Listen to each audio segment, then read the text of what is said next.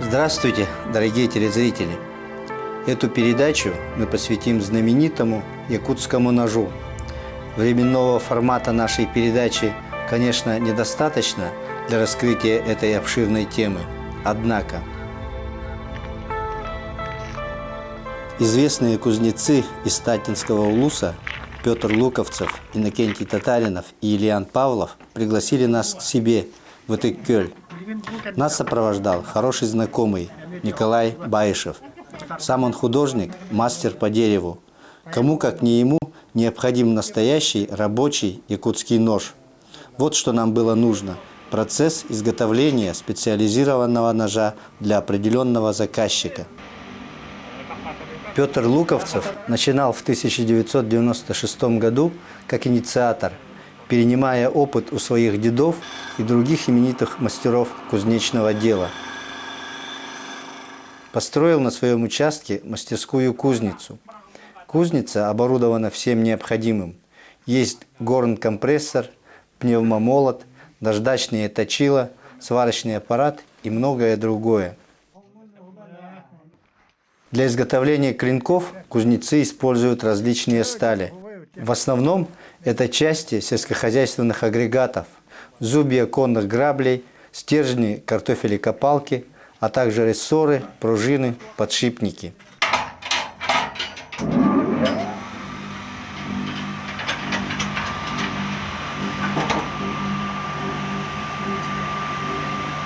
А сейчас Петр продемонстрирует все стадии производства якутского ножа, начиная с отпуска и ковки металлической заготовки до изготовления ножен.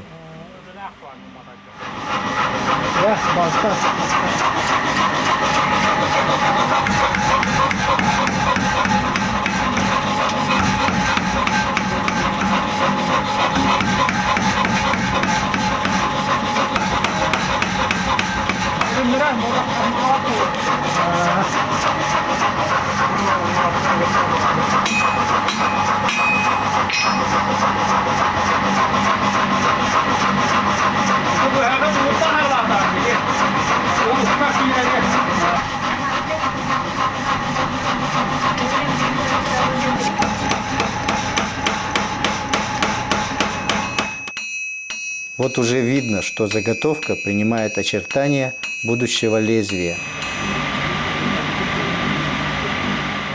Форма якутского ножа особенная, оригинальная и не претерпела значительных изменений с 15 века. И это свидетельствует о том, что якутский нож всегда востребован таким, какой он есть. Он практичен, функционален и универсален, применяется в быту, хозяйстве, на охоте и рыбалке. Он красив сам по себе, преподносится в дар в виде сувенира или даже ювелирного изделия, когда он сделан с применением таких материалов, как рог, мамонтовая кость, драгоценные и полудрагоценные камни, золото и серебро.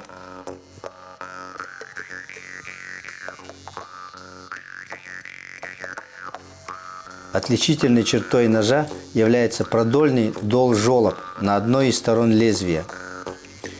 Какое имеет значение и какую функцию несет жолоб, существует много различных предположений и объяснений. Например, что при вхождении в плоть вдоль жолоба вытекает кровь, что маловероятно. Или при резке мяса лезвие не залипает, что вполне возможно. Дол, безусловно, придает клинку ножа жесткие свойства. Раньше якутские кузнецы из-за малой добычи рудного железа, из экономии металла проковывали жолоб для того, чтобы утончить и расширить клинок, и в то же время придать лезвию упругость и жесткость. Петр вручную классически проковывает, а не вытачивает на наждаке жолоб на лезвии.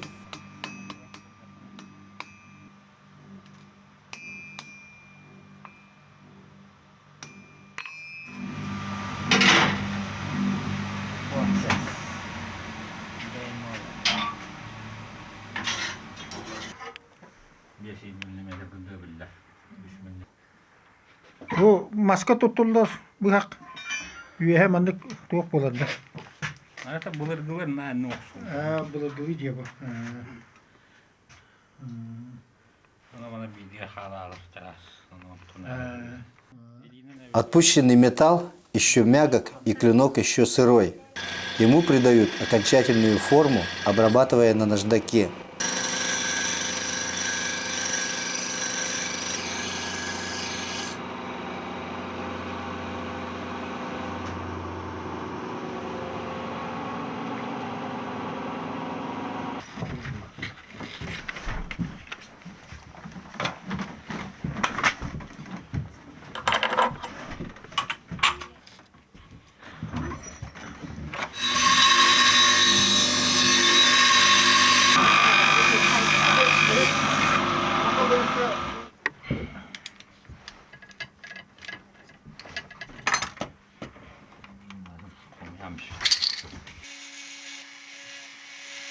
И мастер ставит на лезвие свое авторское клеймо.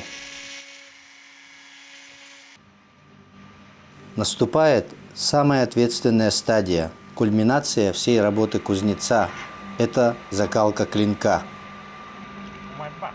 Издавна закалка клинка всегда окутана пеленой тайн и легенд, и ни один кузнец не раскроет своих секретов мастерства и тонкостей технологического процесса. Клинок снова раскаляется в горне до определенной температуры, и опытный Петр определяет уровень градусов по цвету раскаленного металла. В данном случае клинок ножа, предназначенного для работы по дереву, нагревается до темно-красного цвета, что по наметанному глазу мастера соответствует 800-900 градусов Цельсия. Итак, доведя до такого состояния, лезвие надо быстро окунуть в закалочную среду, в качестве которой наш мастер применяет трансформаторное масло. Оно не горит, как моторное масло, обладает некоторой вязкостью, не разбрызгивается. Повторимся, это очень ответственный момент, тонкий этап, требующий от мастера достаточного опыта и знаний технологии. Именно в это время определяется соотношение таких качеств клинка, как твердость, прочность и упругость.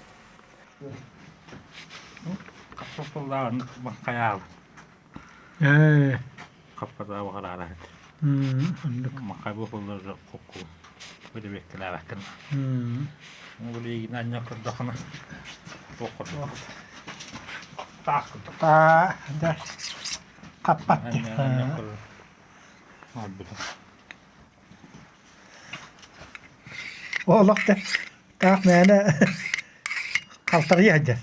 Kapat. Ya, Demin ne biraz. ana upput diyor da. Bir delik biraz.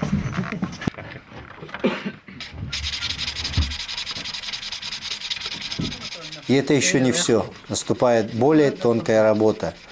Этот процесс называется возврат. То есть следует нагреть клинок на обычной электроплитке в тех местах, где на него в дальнейшем будет оказываться наибольшая нагрузка у основания и на острие.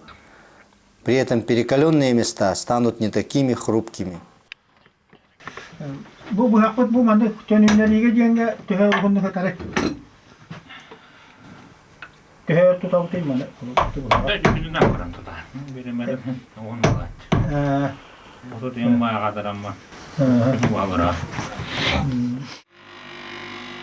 Затем лезвие доводится до окончательного вида, шлифуется и полируется с применением пасты Гоя и войлочного круга. Полировка доводится до такого состояния, когда красивая девушка смогла бы красить свои реснички, глядясь в лезвие, словно в зеркало.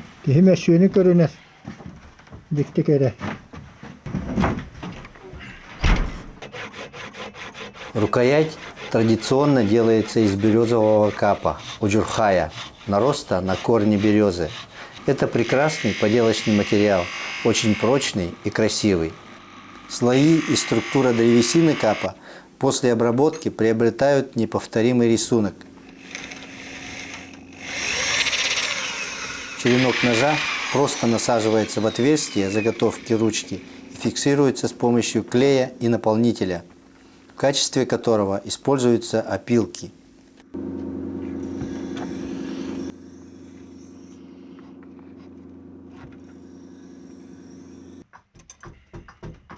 Рукоятка после затвердения клея обрабатывается рубанком, шлифуется и пропитывается морилкой. В поперечном сечении рукоять якутского ножа имеет миндалевидную, яйцевидную форму. Ручка с такой формой хорошо, удобно лежит в руке. В темноте можно сразу определить, где находится режущая часть лезвия.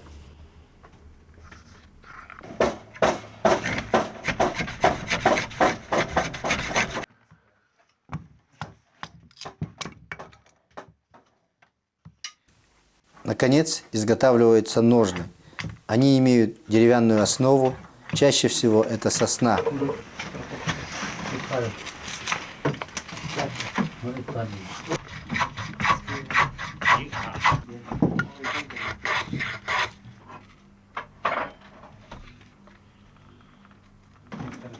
Покрываются ножны кожей, как в данном случае. Иногда применяется коровий хвост, который предварительно очищается от шерсти и чулком натягивается на остов изнанкой наружу. При этом получается оригинальный бесшовный тип чехла ножен. Также ножны имеют берестяное покрытие.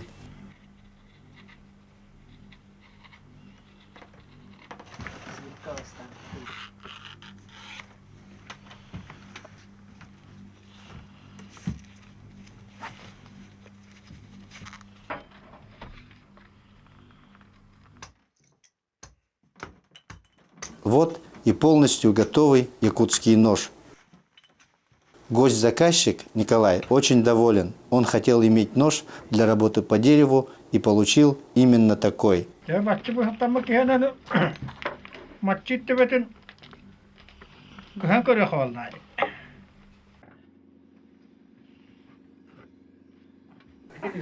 Наши герои, татинские кузнецы, работают вместе уже давно. Им присуща взаимопомощь и взаимовыручка. У мастеров много идей и творческих замыслов. Они не стоят на месте. Ильян Павлов, например, занимается резьбой по кости и дереву, гравировкой по металлу. А Иннокентий Татаринов осваивает технологию ковки булатной и дамасской стали.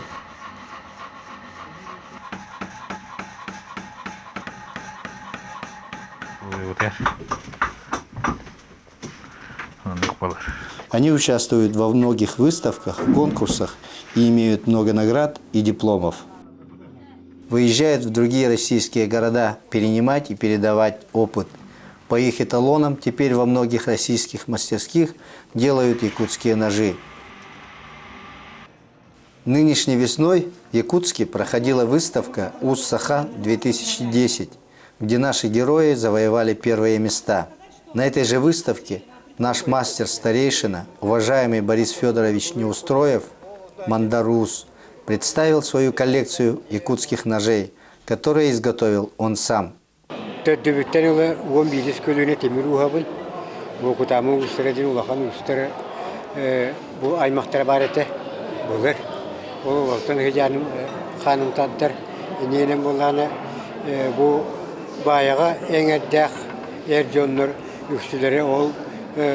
Тимир устарга сыган актарят. Нерен хүдәгәл бакы билеген уганар. Уны булдан бил дикките бар бу аңатас уганыр директор матагым мен хака буяган арагын бу комуя табытым билә табытым бияча булды. Хебилим мен кулбу бу сака буяган арагыр сүббә хәтте арас буяга көрүнгүн барын билебин әпте. Улубур бу Ою бөхтчә. Әпте. Ою бөхтчә динатыр. Бу манны маска чуранга кытыяга ки хүдә кокутуп туттан үле җиргәр табыгаста каны бу оңроллар кыра. Ихи тою төлкәркә. Уны туы гыны бу һәргә инекә манны оңроллар бит. Бу тыгыра курдук бактыр балды. Же бу манны булды билин бу сортумсын. Бу манны кыста бустагы бу сортумсы бейтенә таксан кадәр әпте. Сортумыста хумсары бу буланы ою бөхчәтәме. Аны манны болла же бу түйрәк бу хичета ди. Бу түйрәккә туак тиен. Туак хөтәк имигәс сahıl деген кийсиге сүләләргә имигәс күрә огыз бу хиченады булар. Ул ен үгүс бу чөтер мандыктары иҗаҗашы. Бу хиннигәс бу иде тата чара соғыс оны туак уга суктур. Jangan bu yaktır bu hiç yeter yani. Hepti. Yaktırlar bulur kutlarıgar. Kayanlarını ödek yedirey oğurluğuna neyine savunan uyulamı kırnak yedirey bağay bu yaktar bu kutlarıgar hepti. Yaktır yüksek icacere bir. Ona ce ahıllarıgar, düğünlerigar, tuğama istenerge niye barataya tutturmandık. İmiges bu hiç lak buladır. Bu bollağını. Burçut orta bu yağa diyen hepti. Bu bollağını burçut yüz arası bu yaktır. Ortasından hepti. Bir ulaqan, bir bu kıra bu yağı göttügüt. Anı bolu bu orta bu yağa geldi. Bu bollağını orta katar yüzar. Bundan da bol batak, kıtanakta bol batak. Bulatı kini ekke, onu maske barar gına katarırlar. Onu çara soğuz bilenler hepti. Bu bollağını kamuya kahariyet diyen. Bu kamuya kahariyet. Oynatır, otu vicenler, tabakçı olur onlar, ağıl olur onlar, kamuyaktırın ayet tuta kahan beğenler eder. Bu bir cikti var, materyal bu tepki, bu tuğak balık kıyar bu yaktı. Ama ne bu yak olduğuna bu tuğakta olur. Ama şürünün debine kine kedeger bu yakta. Tuğu dedi karıza geliğinen bu manlık kolu. Bu manlık Okta bu hakka hepti. Bu gibi bir şey yapmayacağız. Bu anıgıl yok sular bu hak. Böylece bu yühe kılgaz, bu çocuğa tutabıt. Bu niyemere migin tohum barata var. Hop doğru hop da köne. Bu badaya diyen kendine. Attığın badayı bu batıya bu batak. Batıya bir de olur. Batça hum bu batı hep. Bununla bu gamanlı hum olur. Bu hak. Yani kiliğine tutağın hep. Bu bollağını yaka çokurağın da ol bu yer, annigin de ol bu yer, bu yakın da ol bu yer, tuğuk var bir yakın vardı bana ol bu yer, birine ol bu yer. O yeni icazı kadar ne barısta hepti. Ümür komşu çıkıyor ilemeydi. Onu yaka mantan ıstağını kapattığı civat hepti. Hepti. Onun bollağını bu yak tuğata baham bu çütterge. Bu manı oluğu sittağını kotta ona, varta sittağını tuğakan müzeyke tuğakanları turulan John Curry taharar gene topuyda. Да, действительно, как сказал Мандар Уз, якутский нож – это часть нашего уклада жизни и культуры. Это символ, необходимый атрибут настоящего охотника и рыболова.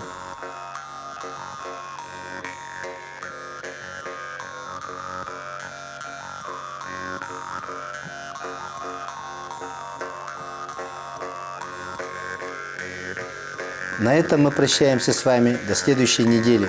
Всего вам наилучшего.